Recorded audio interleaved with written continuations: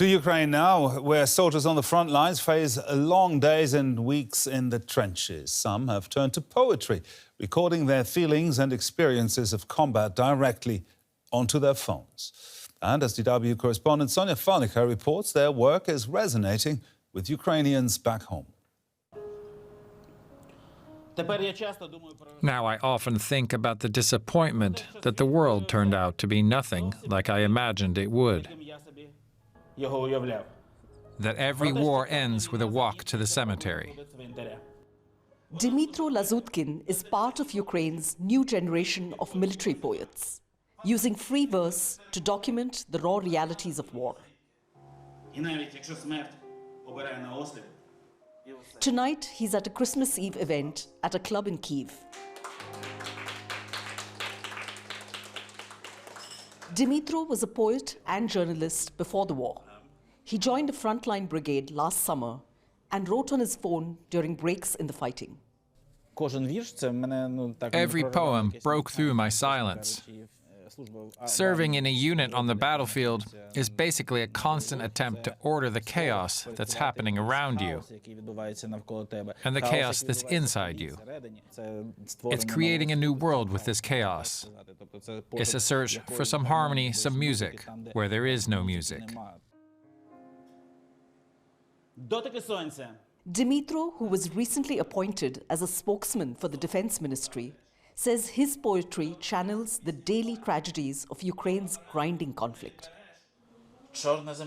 Rolling Stones is about a soldier fighting in the Donbass. His wife calls him one evening from Germany to tell him she and their children are not coming back. The devastated soldier asks his commander to send him to the front line. What are we fighting for? For the lines at the Polish border? For the stability of European democracy? For the rage of the generals? For the faith of the dead? For the wheezing in our lungs? Poetry like Dmytro's has found a growing audience in Ukraine. Booksellers say sales are soaring. As ancient as time itself, yet skilled, determined and valiant. He destroys enemy equipment. And the cherry on the cake, he goes on duty every year. War poetry readings like this one attract civilians and veterans. Vasil Mulik has long been a pilot. Now he's also a poet. He's on leave for a few days, reading his work. It was important to experience these moments that Vasil lived through in the war, which we here are far away from and cannot feel. I think I'll need a couple more days to process it all emotionally. High-quality poetry like this takes me through catharsis. It makes things a bit easier. I don't want to rely on antidepressants or turn to drinking, like many other veterans. I left the army too, 3 months ago.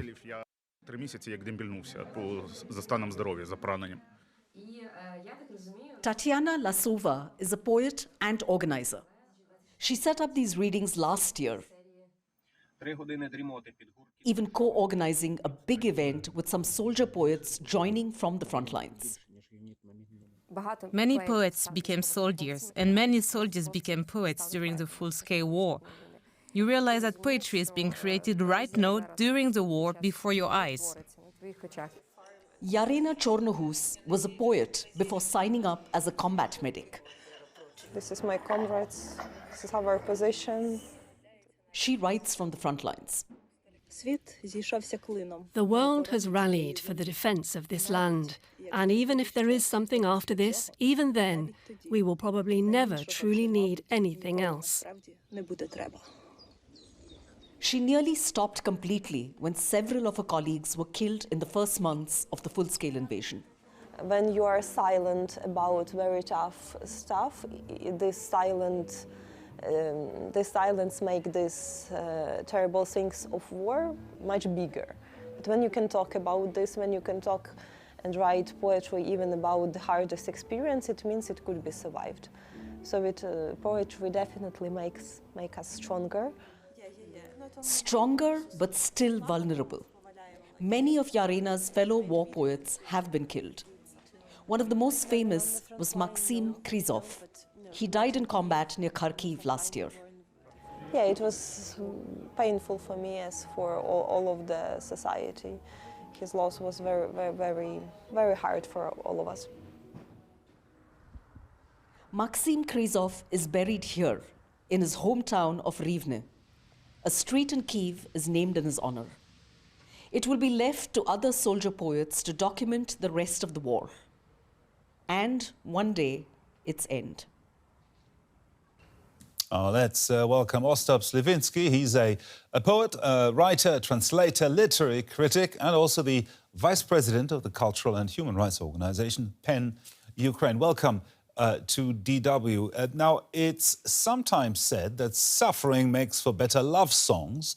Does war make for better poetry?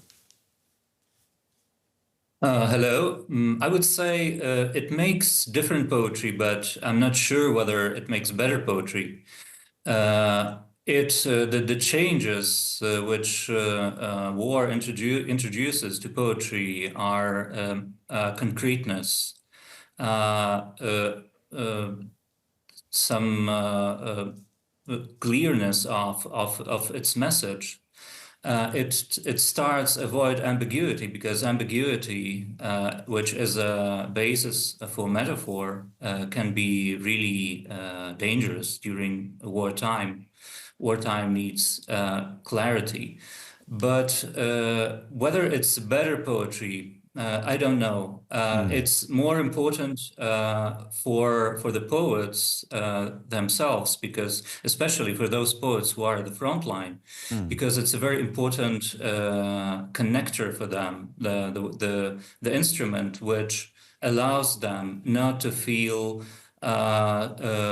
isolated there in these trenches, very often without any other kinds of connection with the rest of society. So they write it in order to be heard. Now, you have published an anthology of Ukrainian war lyricism called Between the Sirens. Are there any words that struck you particularly from this collection? This is the collection of poetry which was written during the first year of the Russian invasion, and I was absolutely surprised and fascinated with the fact that the Ukrainian poets managed to write a lot of very good poetry during this first very hard year. I managed to collect almost 300 poems written by almost 60 poets. And we included very different poetry in this anthology, both poetry which can be considered as war poetry, which describes war episodes or everyday life in the trenches and the front line, but also a poetry which was written during the wartime, but which describes peaceful life, and it's an attempt of compensation, of bringing back. The most striking thing is in a foreword to this anthology, and it's the citation from the opening speech by the Ukrainian poet Halina Kruk.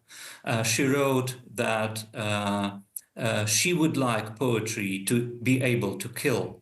It's very provocative, it's very powerful, but it's a very desperate words by a poet who is aware that poetry cannot be a weapon, but at the same time, it's a very, very important instrument of retaining the emotional balance. Ostap Slyvynsky there. Thank you very much for sharing your insight with us. Thank you.